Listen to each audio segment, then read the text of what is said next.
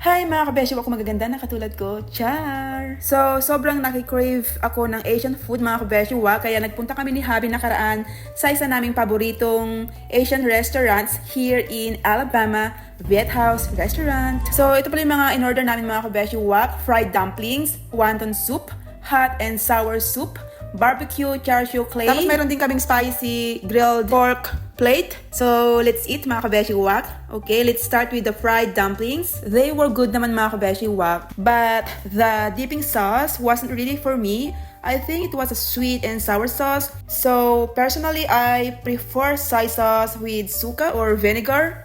Kung i-rate ko itong mga kabeshi wak, nasa 6.5 lang out of 10, ganun. So mga kabeshiwak, next, the wonton. The wonton soup was excellent mga kabeshiwak. The broth was rich, mayaman katulad nyo, charot. And flavorful, and it was so comforting. Ganon. First time ko makatikim nito mga kabeshiwak nung nasa Taiwan ako, tapos nagustuhan din ng asawa ko. So ito ay 10 out of 10 mga kabeshiwak. Ganon. So itong hot and sour soup naman nila mga kabeshiwak was a little spicy, pero grabe ang sarap. Ito ay usually made with mushrooms, bamboo shoots, tofu, egg, and flavorful broth with a little spice and vinegar for the hot and sour taste. So this is 10 out of 10 mga kabeshiwak. Ganon. It's not that spicy, baby. I'll find you in a minute. Really?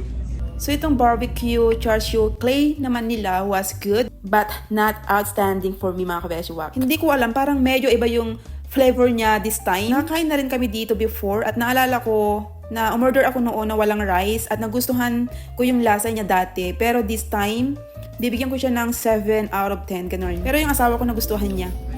Good. Rate 1 to 10. 10. And of course mga kabeshiwak, itong spicy grilled pork plate nila, ito yung paborito ko dito. Sobrang sarap niya. Actually, medyo naalala ko yung chicken mang inasal sa Pilipinas. Spicy siya pero yung kanyang flavor, ang sarap talaga. At nagustuhan rin ng aking asawa. So, this is definitely 10 out of 10. How is it? It's good. It's good. Rate 1 to 10. 10. So, overall mga kabeshiwak, another great meal na naman kami dito sa Viet House Restaurant. Talagang babalik at babalik kami dito kapag nakikrave kami ng masarap na Asian food. Kayo ba, nakapag-try na rin ba kayo dito mga kabeshiwak? Kung oo, ano yung paborito yung dish dito? Let me know sa comments. Yun lang. Bye!